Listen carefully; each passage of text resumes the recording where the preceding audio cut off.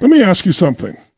Have you ever walked away from an argument with your heart pounding, your mind racing, and a voice in your head saying, why didn't I say that?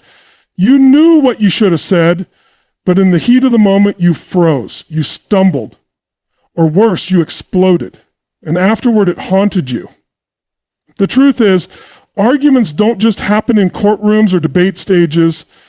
They happen in kitchens, boardrooms, group chats, and relationships. But here's the secret no one teaches you in school. You don't need to be aggressive, manipulative, or hyper-intellectual to defend yourself. You just need the right tools. The ability to stay calm under fire, communicate with precision, and guide the energy of any conversation. And once you master that, arguments don't intimidate you anymore. They become, obviously today I'm going to show you exactly how to do that effortlessly. The first thing you've got to understand about arguments, about any confrontation, is that it's not really about who's louder or who has more facts or even who's technically right. It's about who controls the frame. The frame is the context, the meaning, the lens through which the conversation is being viewed. And in every conversation, someone is leading that frame. If you're not leading it, you're reacting to it. And if you're reacting, you're already on the defensive. You ever notice how some people can say almost anything, even something slightly ridiculous, and still somehow sound confident, in control, and unshakable? That's not luck. That's framing. They've decided what the conversation means before you did, and now you're just dancing inside their arena. Let me give you an example. Imagine someone comes at you and says, you're being selfish. Now, most people instantly react, I'm not being selfish. Boom, you just walked into their frame. Now, the conversation is about defending yourself, proving your worth, validating your intention. You've accepted their terms. But what if instead you paused, looked at them and said calmly, I hear that's how it felt to you. Can I ask, what specifically makes you feel that way? You've now shifted the frame from accusation to exploration. You're not denying their reality, but you're also not surrendering yours. You're leading the energy. You're expanding the meaning, not shrinking into it. That's control. That's power. See, people get stuck thinking arguments are about being right. They're not. They're about being in charge of the space. Between two minds.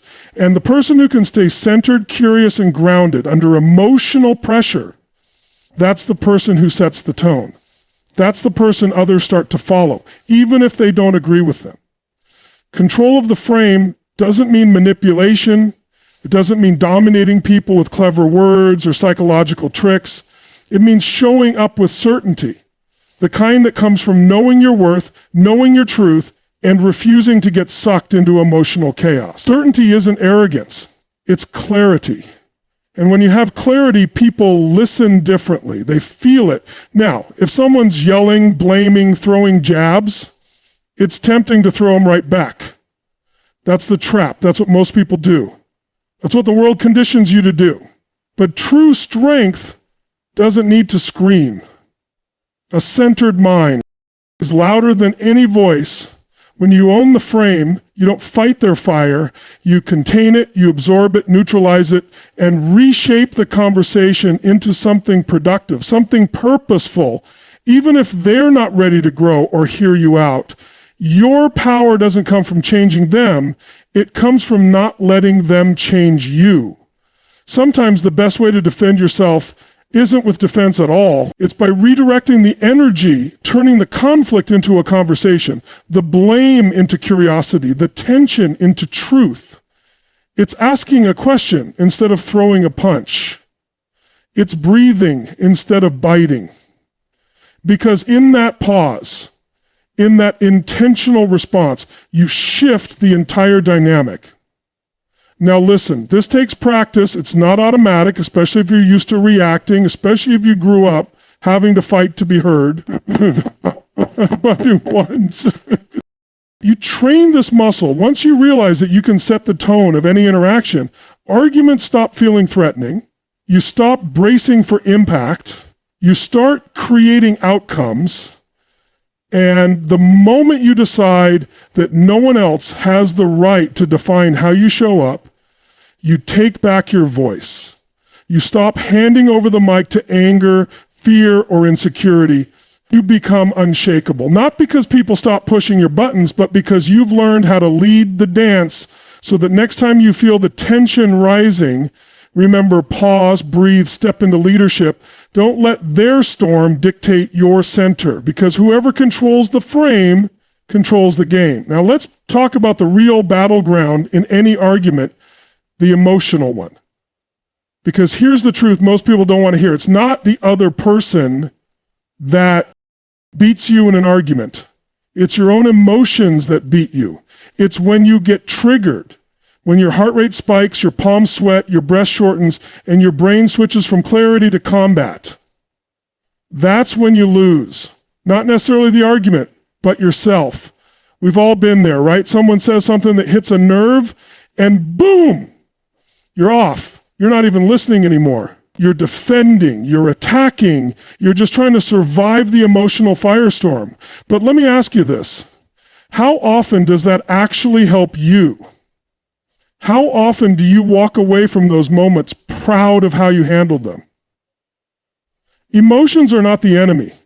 In fact, they're powerful. They're energy in motion. But the key is this. You've got to master your energy before you try to move anyone else's. If you're not in control of your emotional state, then someone else is. And that someone might just be the loudest, most reactive person in the room. You want to give them control over your mind, over your power? No way. Think about a thermostat versus a thermometer. A thermometer just reacts to the environment. It tells you the temperature. But a thermostat sets the temperature. Most people in arguments are thermometers. Someone yells, they yell back. Someone disrespects them, they get offended. It's just reaction, reaction, reaction. But you want to be the thermostat. You want to set the emotional tone. That means staying calm when they get heated, holding ground when they get shaky, breathing slow when their words try to knock the air out of you. Because the person who can stay in control of their emotional state, that's the person who leads. Now, I'm not saying you need to be cold or robotic or shut off. This isn't about suppressing emotion. It's about channeling it. It's about stepping back just far enough to see the emotion, name it, and decide what to do with it. That moment of awareness, that's where the magic happens. Let's say someone's attacking your character. They're accusing you, twisting your words, maybe even lying. The easy move is to explode. But if you explode, guess what? You just validated them. You gave them the reaction they were fishing for. You made it about your anger instead of their dishonesty. You gave them the frame. Remember that, but if you can pause even for 2 seconds and center yourself, you change the whole rhythm of the interaction. You take back control. You move from reacting to responding. And response is where power lives. Not in the noise, but in the space between the noise. There's a quote I love. It says, between stimulus and response, there is a space, and that space is our power to choose. That's the space we're building here. That's the muscle we're training, because when you master your emotions, you master your outcomes. And don't confuse calm with weakness. Calm is not submission. Calm is presence. Calm says, I don't need to match your chaos. I bring my own clarity. That's what commands respect. Not volume, not intensity, presence. Inner stillness is louder than yelling.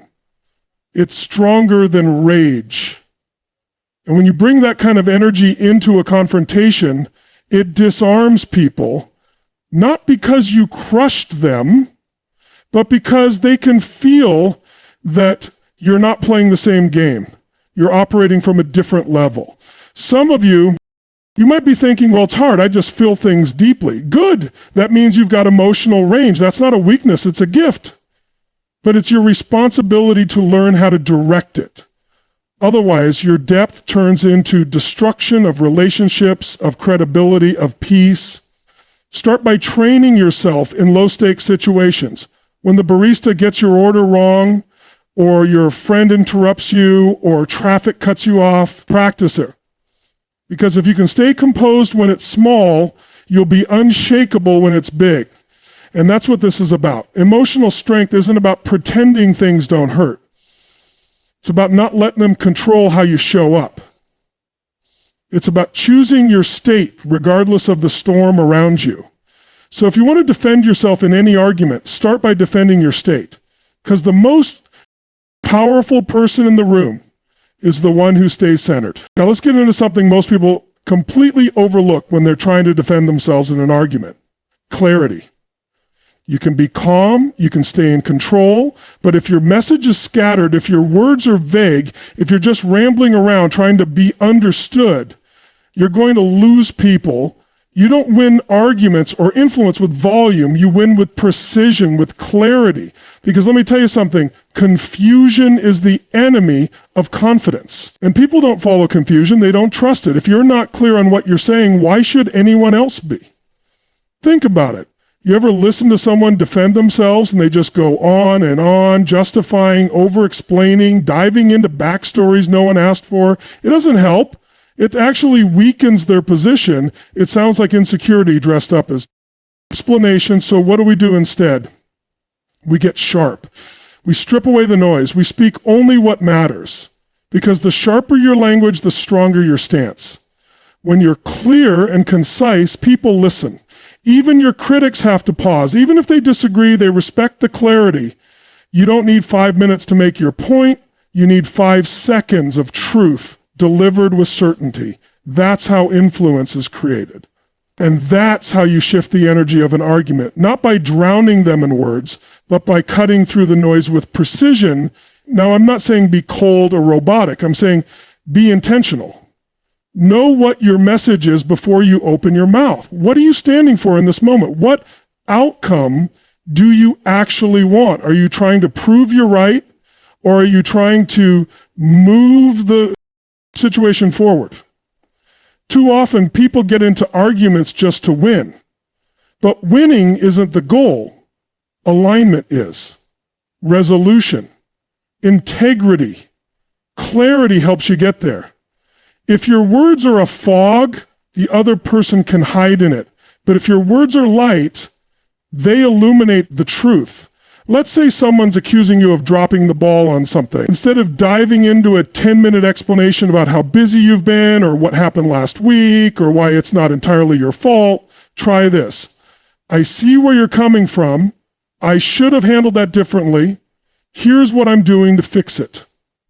Boom. Clear, respectful, forward-moving. That kind of language commands attention. Clarity also protects your boundaries. When you're clear on your limits, people stop testing them as often. Instead of saying, well, I guess I could maybe help if I have time, you say, I'm not available for that right now. See the difference? One sounds unsure, the other sounds solid.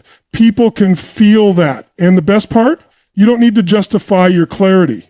You don't owe anyone a 12-slide explanation for why you feel the way you feel or why you made the decision you made. You just have to own it. Stand in it. Let it speak for itself. That kind of clarity doesn't argue. It's not about slaughtering the other person, and it doesn't yell. It just is. Most arguments escalate because people are fighting through layers of emotional fog, unsaid expectations, unclear needs, and ego. You want to cut through that? Bring clarity. Simple truth. Not as a weapon, but as a light. When you're clear, even the heat of conflict starts to cool. And don't be afraid to pause. You don't have to respond instantly. In fact, sometimes the most powerful thing you can say is nothing for a moment. Breathe. Gather your message, then speak. When you speak from centered clarity, your words land deeper. They don't just echo, they resonate. Clarity is a form of compassion. It says, I value this conversation enough to be honest, direct, and focused. It doesn't mean you won't feel anything. It means you won't blur what matters. You won't waste your energy defending shadows. You'll stand in the light of what's real. Because in the end, the person who can speak with precision, with intention, with truth, that's the person who's already won. Now let's talk about one of the most underestimated yet most powerful tools you have in any argument, the ability to ask the right questions. Most people, when they're under pressure, they defend, they explain, they attack. They fall into this automatic loop of trying to prove themselves. But that's not where the real leverage is. The real leverage is in guiding the conversation, not with statements, but with questions. Because here's the truth. The person asking the questions is the one controlling the direction. You ever notice in a heated conversation when you throw a direct statement at someone, they get defensive, they shut down, they either push back or walk away. But if you ask a sincere, well-placed question, you create space. You shift the energy. You move the conversation from confrontation to curiosity. Let's say someone says, "You never listen to me." Your instinct might be to say, "That's not true. I listen all the time." But that's a dead end. You've just started a tug of war. What if instead you responded with, "Can you tell me a moment when you felt that way?" You just moved the focus from accusation to understanding, from tension to dialogue.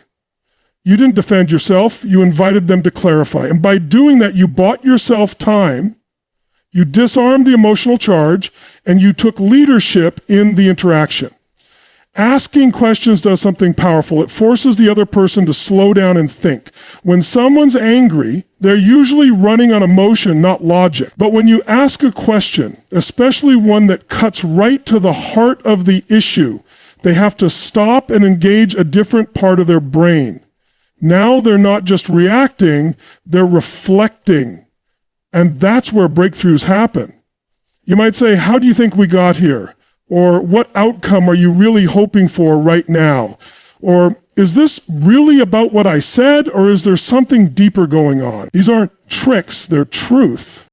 Openers, they guide people back to clarity, yours and theirs. And here's something most people miss. Asking a question doesn't mean you're giving up your power. It's actually a higher form of power. It shows that you're not stuck in a reactive state. It shows that you're present, composed, and intentional. You're not trying to win a shouting match. You're trying to elevate the conversation. And in doing that, you elevate yourself. Sometimes the best way to defend yourself isn't by proving your innocence. It's by helping the other person reveal their assumptions. You ask questions not to trap, but to uncover, not to dominate, but to understand. And when people feel understood, walls start to fall. Resistance starts to soften. And let's be real, not every argument ends in a hug. Sometimes people don't want clarity. They want control. And even then, questions are your ally. Because when you ask the right ones, you expose what's really going on beneath the surface. You shine a light on the patterns, the deflections, the unspoken fears, and even if they don't admit it, even if they double down, you stay in integrity, you stay in command of yourself in the moment. And you know what else? Questions protect your energy. Instead of getting sucked into a power struggle, you stay curious. Curiosity is a force. It keeps you open, aware, and emotionally agile. When you're curious, you're not triggered. You're in discovery mode. And from that place, you don't just survive the argument, you transform it. Think about how different the world would be if more people asked, "Help me understand," instead of yelling, "You're wrong." Or if more people said, "What do you need right now?" instead of assuming what the other person wants. This isn't just about winning arguments. It's about changing relationships, changing outcomes, changing the way you move through life.